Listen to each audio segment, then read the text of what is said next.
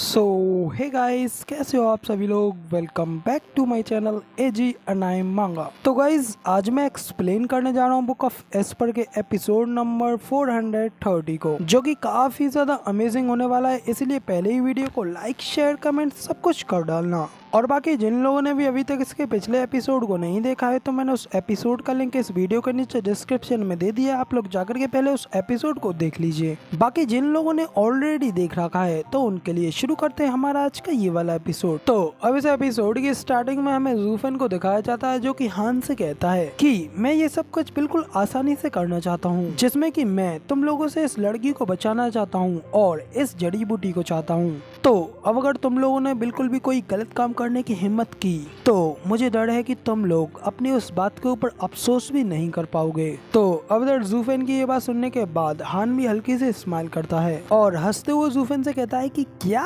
मैं इस बात के ऊपर पछताऊंगा? आखिर यहाँ पे कौन है जो कि मुझे इस बात के ऊपर पछतावा करवाएगा? क्या वो तुम हो? क्योंकि तुम तो सिर्फ और सिर्फ 6 लेयर के प्रोफाउंड हेवन स्टेज के कल्टीवेटर हो। तुम्हारे पास तो मुझसे ऐसी बात करने की क्वालिफिकेशंस भी नहीं है। इतना कहकर के हान ज़ूफेन की ओर देखने लगता है और काफी ज्यादा हैरान हो जाता है, क्योंकि हान की बात सुनने के बाद ज़ूफेन उसकी बात के ऊपर बिल्कुल भी कोई रिएक्ट नहीं करता, जिसे देख करके हान भी हैरान होते हुए कहता है कि आखिर ये इतना ज्यादा शांत कैसे खड़ा है और क्या कहीं ऐसा हो सकता है। ये सब सोचने के बाद फिर हान ज़ूफेन से कहता है कि क्या तुम सेक्ट मास्टर जी वुये के सन हो, और अगर ऐसा है तो तुम अपनी सेक्ट में काफी ज्यादा एरोगेंट हो, और क्या तुम यहाँ पे अब हमारे हाथों से मरने के लिए आए हो, और क्या तुम्हारे फादर ने कभी तुम्हारे सिर नीचे झुकाने के लिए नहीं सिखाया? क्योंकि अब अगर ऐसा ना हो कि कहीं तुम्हारी इस वजह से जान चली जाए। तो अब तभी हान की ये बात सुन ज़ूफेन भी उससे कहता है कि आखिर तुम्हें इस बात का आइडिया किसने दिया?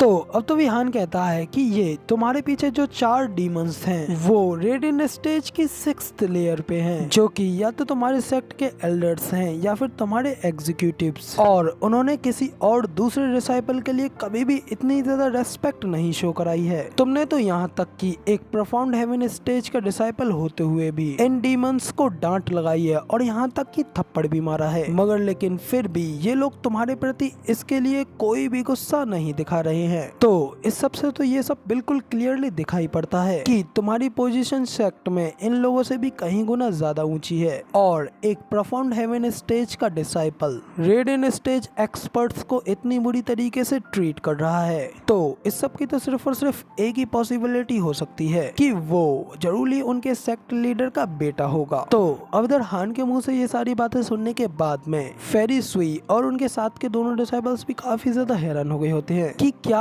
आफ्टर ऑल ये एक सेक्ट मास्टर जी वुये का बेटा है। तो तभी दूसरा कहता है कि मगर लेकिन आखिर हमने इसके बारे में कभी क्यों नहीं सुना? लगता है कि डेमन स्कैमिंग सेक्ट निश्चित रूप से ये जानता है कि गुप्त रूप से कैसे काम करना है। तो अब इधर उन सब लोगों की ये सारी बातें सुनने के बाद में ज़ूफेन हंसते हुए अपने मन में कहता है कि सारी सिचुएशन को जाने बिना मैं भी शायद यही सोचता। आफ्टर ऑल एक प्रोफाउंड हेवन स्टेज का एक्सपर्ट जब एक रेडियन स्टेज एक्सपर्ट को गालियां देता है, तो इसका सिर्फ एक ही रास्ता हो सकता है कि वो अपनी पावर्स का इनको सप्रेस करने के लिए यूज कर रहा है। इतना कहने के बाद फिर ज़ूफेन वहाँ से उस 9th ग्रेड की हर्ब की ओर जाते हुए कहता है कि ओ तो ठीक है, चलो मैं अब उपस्थिति के आधार पर देखता हूँ, लेकिन ये सब कुछ ठीक है जब तक काम पूरा हो रहा है, और तुम लोग जब तक इस चीज में मेरे खिलाफ शामिल नहीं होंगे, मुझे तुम लोगों से कोई परवाह नहीं होगी। तो अब इधर ये सब कहते हुए ज़ूफेन उस 9th ग्रेड की हर्ब की ओर काफी ज्यादा करीब पहुंच गया होता है। तभी हान भी ज़ूफेन की ये बात सुनकर के थोड़ा हैरान हो गया होता है कि ओ तो अब ये सब कुछ समझ में आ रहा है कि आखिर क्यों जी वुये के सन का पता नहीं चला,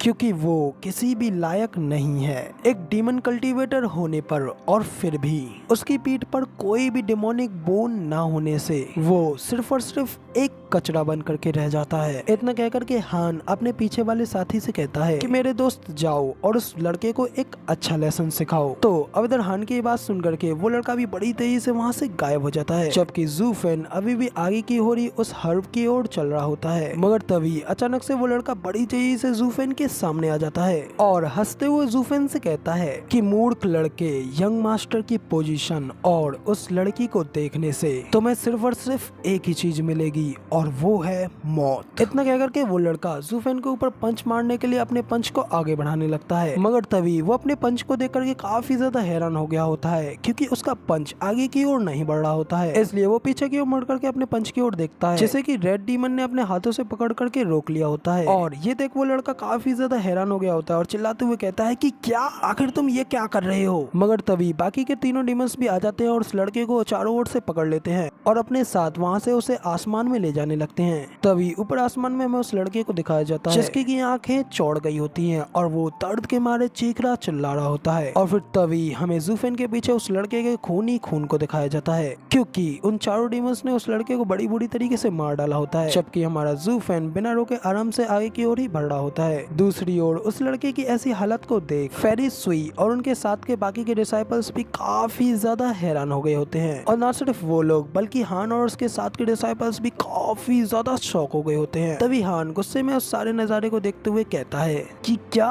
डीमन स्कैमिंग सेक्ट की इतनी ज्यादा हिम्मत कि उन्होंने हमारे डीमन सोल सेक्ट के डिसाइपल को इतनी बुरी तरीके से मार डाला। इतना कहकर के हान गुस्से में उन चारों डीमंस के ऊपर बड़ी तेजी से अटैक करने के लिए जाते हुए उनसे कहता है कि तुम चारों आज मेरे हाथों से मरोगे। इतना कहकर के हान उन चारों डीमंस के ऊपर अपनी क्लास से अटैक करता है, मगर तभी वो चारों डीमंस भी चारों डायरेक्शंस में जाकर के हान के अटैक को डॉच कर लेते हैं और फिर हान की ओर देख करके उसे देख करके हंस करके उसे चिढ़ा रहे होते हैं, जो देख करके हान और भी ज्यादा गुस्सा हो जाता है और कहता है कि ये फॉर्म बिल्कुल मेरे सेक्ट की शैडो अरे की तरह है, मगर अगर तुम्हें लगता है कि तुम मुझे इस चीज से हरा सकते हो तो मुझे लगता है कि तुम्हें इस चीज के ऊपर एक और बार सोचने की जरूरत है। इतना कहकर के हान अपने एक स्पेशल मूव का यूज करता है और उन चारों डीमंस को पकड़ने के लिए अपनी स्पिरिचुअल फॉर्म से सोल स्पिरिट नेट बना करके उस नेट को उन लोगों को पकड़ने के लिए उनके ऊपर फेंकता है, जिसमें कि वो चारों डीमंस भी बड़ी आसानी से कैद हो जाते हैं। जिसके बाद वो चारों डीमंस घबराते हुए जूफेन से कहते हैं कि स्टीवर्ट जू प्लीज हमें बचाओ, ये चीज हमें कमजोर कर रही है और ये नेट एक्चुअली में हमारी ब्रदर्स ट्रांसफॉर्मेशन टेक्निक को तोड़ रही है। ये सब कहते हुए वो चारों डीमंस उस नेट में कैद होने की वजह से नीचे जमीन पर आकर के गिरते हैं। तभी उन लोगों के गिरने के बाद में हान उनके पास आता है और हंसते हुए उनसे कहता है कि तुम लोग 6 लेयर के रेडियन स्टेज एक्सपर्ट्स हो, मगर फिर भी तुम एक प्रोफाउंड हेवन स्टेज कल्टीवेटर से अपनी मदद की भीख मांग रहे हो।